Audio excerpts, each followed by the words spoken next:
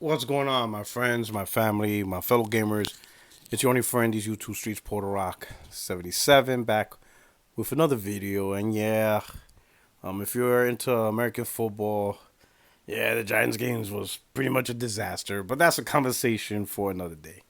As far as in gaming, most of you should be aware. The current news is about Microsoft's layoffs, in particular those that impacted the gaming division. Studios within 343, some in Bethesda, within Bethesda Studios, many developers and just people in the gaming departments were laid off. Up to around 200 people got laid off. Not gonna get into the details of conversations of bad leadership, things ain't going right at Microsoft. I think we heard that pretty much same comments throughout the week. What I want to talk about and bring up is the damage control. So you've seen the damage control of gamers saying that, oh, this is normal, this happens in the industry. They mention Google, they mention Amazon, they even bringing up articles from 10 years ago of when Sony was going through huge crisis, right? Junk bounce stats, all that stuff, and the easy acceptance of this situation. And what I find odd was, let's pretend this was PlayStation, right? Let's say the news broke out that Sony fired huge amount of people across the company, but in particular within PlayStation, they fired developers across the studios. Developers from Naughty Dog, Gorilla, Insomniac, Sony Band, Blue Point, go down the line.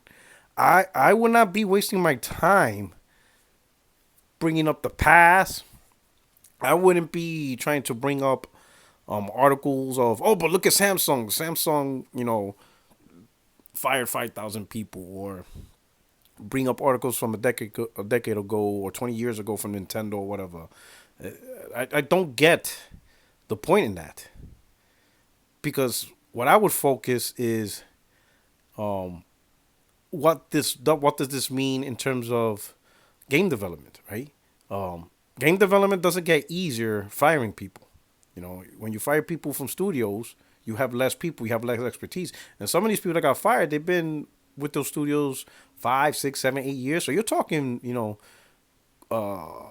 developers and people working that's been around the block for a little bit, got some talent behind them, got some knowledge and experience. So I would have been more focused on that. I would have been like, yo, I would have been like, damn, they let go of this many people with this studio, this many people with this studio. Like, what does that mean for the development of the games? Is it halted?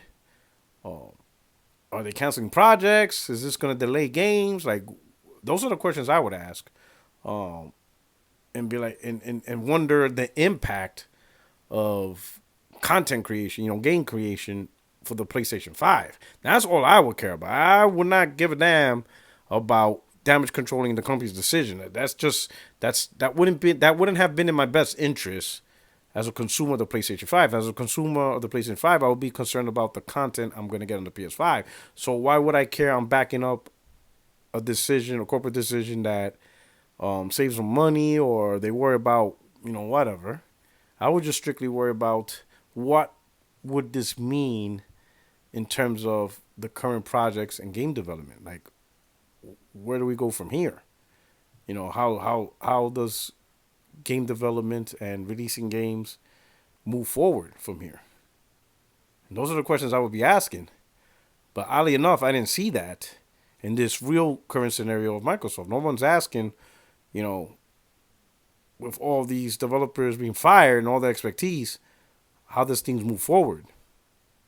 It was just a interesting observation. At a certain point, it's gonna be a battle of self interest versus the company's interest with these companies, right? The company, in my opinion, a product is great as long as it's meeting my self interest. If the product's not meeting my self interest, then it's not great. There's no reason for me to enjoy the product or back up the product. It should all be grounded on ultimately what you personally get, what I personally get. if the content's not there, or the potential of content being delayed, or just things going wrong, you got to question what's happening. But it's pretty weird. You guys let me know what you've seen and what you think about this, right? If you're new to the channel, hit the like button, subscribe. 60 Frames No Like podcast, 8:30 p.m. Eastern on Tuesdays. I'll see you guys there. But, hit up the comment section. Do you think it's weird that people bringing up other companies instead of more focusing on how this might impact them in terms of the games and content they're gonna get on Xbox? I don't know. I wouldn't have been wasting my time damage control. I would be spending more of my time trying to figure out what did this mean for the future first party game development scene. But that's just me. Anyway, this is your boy Puerto Rock 77, your only friend these YouTube streets, and I'm out of here. Peace.